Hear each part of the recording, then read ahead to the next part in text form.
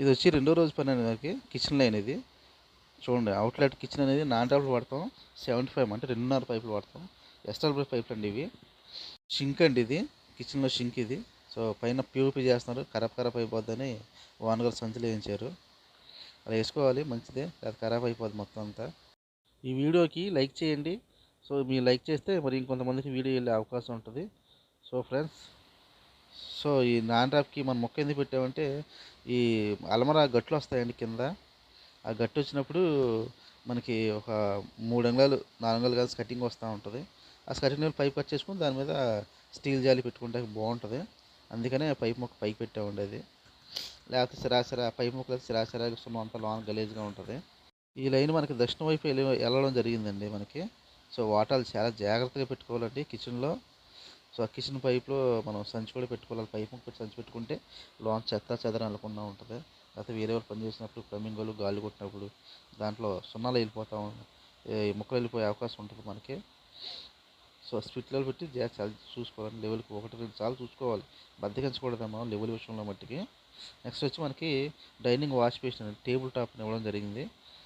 So ఇది అదిగోండి, అలా ఆల్రెడీ కన్వేస్తారు గ్రాంట్ వాళ్ళు. మనకి కింద ఇవ్వడం జరిగింది అంగుళర్ పాయింట్. అదిగోండి మనకి పీవీసీ 50 mm, అదే అంగుళర్ పైప్ వాడతాం.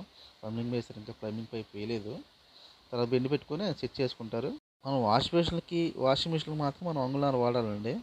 ఇంకా అంగుళర్ ఎక్కడ వాడాల్సిన అవసరం ఉండదు. ఎక్కువ శాతం మనం రెండరే రన్నింగ్ చేసుకోవాలి. కిచెన్ లైన్లో కూడా అంగుళర్ వేస్తారు, కానీ మనకు అది స్టక్ అయిపోతే కొన్నాళ్ళకి చాలా ఇబ్బంది అండి.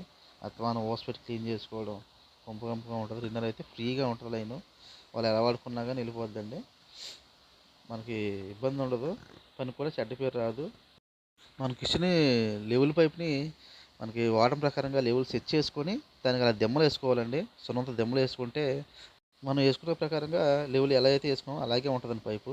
మనం వదిలేసి ఏదో ముక్కలు పెట్టి లెవెల్ చేసి వదిలేసి అనుకోండి, రేపు టైపులు గట్లు కట్టినప్పుడు కదిలిపోయినాయి అనుకోండి, మన లెవెల్ చెడిపోద్ది. మనం ఇంకా ఎక్కడెక్కడో పని చేస్తాం, ఇక అది వాటర్ చెడిపోయి అవకాశం ఉంటుంది. సో అది దృష్టిలో పెట్టుకోవాలి. మనం స్టాండర్డ్గా చేసి ఆ పని నుంచి వేరే పనికి వెళ్ళడం మంచిది.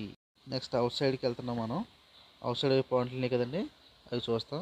సో ఇదే మనకి ఫస్ట్ షింక్ పైప్ అండి ఇది.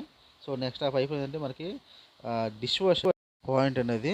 సో అది మిడ్ ల్యాండింగ్ వెనకాల ఇవ్వడం జరిగింది మనకి. కిచెన్కి వెనక తూర్పు వైపు కిచెన్ రూమ్కిను మిడ్ ల్యాండింగ్ మధ్యాహ్న గ్యాప్ ఉంది. ఆ గ్యాప్లో గోడంటే ఇవ్వడం జరిగింది. అది కూడా మీకు చూపెడతానండి. ఇది కూడా 2.5 వేసుకోవాలి, లోన్ యాంట్రై పెట్టుకోవాలి.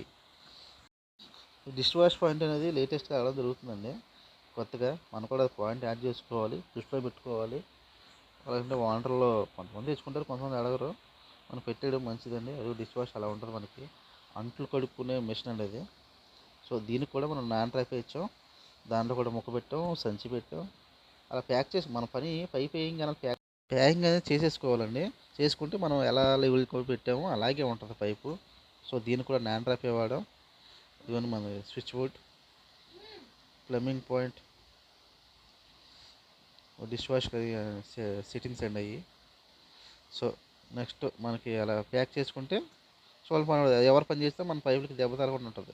లేకపోతే ప్లంబింగ్ వాళ్ళు ఏమైనా వేరే ఎవరు పని చేసినా తీసాను పడినా కనబడుకోండి, అబ్బో పైప్ పగిలిపోయింది, మాకు కొత్త పైపు వేయండి అంటారు. మనకి డబల్ పని, అది దృష్టిలో పెట్టుకోవాలండి మనం. సో నెక్స్ట్ వచ్చి మనకి రెయిన్ వాటర్ కూడా 4 inches వాడతాం. మనం బియ్యం పక్కనే రెయిన్ వాటర్ పాయింట్ ఇచ్చుకుంటామండి ఒక చోట. కాకపోతే ఇదేంటంటే బిల్డింగ్ బార్ నుంచి మళ్ళీ ఇంకొక 4 అడుగులు ఎలా పెరిగింది. సో అంత వంచాలంటే టైం వేసి కష్టం ఉండటం వల్ల మనం ఏంటంటే మళ్ళీ పాయింట్ ఎదర పెంచి ఈస్తేనేమో ఇచ్చామండి. సో ఈ లెవెలింగ్ అనేది చాలా జాగ్రత్త చూసుకోవాలండి. స్పిట్ లెవెల్ వాడాలి. దీనికి కూడా ఎక్కువ వాటర్ మీద చిరాకు లేకుండా చక్కగా నీట్గా ఏదో ఒక రంగంలో ఉంటే చాలు మనకి. స్ట్రైట్ వైపు కూడా మనం లెవెల్ వేసినప్పుడు ఈ కోన ఉంటుంది కదా, కోన నుంచి ఏకంగా తీసుకొని నీట్గా వేసుకోవచ్చు అండి. ఏకంగా తీసుకుంటే మన పైపు కూడా చక్కగా లెవెల్గా నీట్గా కనబడుతుంది తూకానికి. సో తూకం వేసేటప్పుడు కూడా మనం బద్దకించుకుంటే టీప్ తీసేటప్పుడు మెదడుమీద తీసుకోవచ్చు. క్లాంపులు చాలా జాగ్రత్తగా వేసుకోవాలి. మేకులు నీట్గా కొట్టుకోవాలి. వాండర్ పని నీట్గా ఉంటుంది మనకి, కరెక్ట్గా దిక్కబడి. క్లాంప్ వేసినప్పుడు మనకి డ్రిల్ మిషన్ వాడుకోవాలండి. మేకులు వేసేటప్పుడు నీట్గా ఉంటుంది.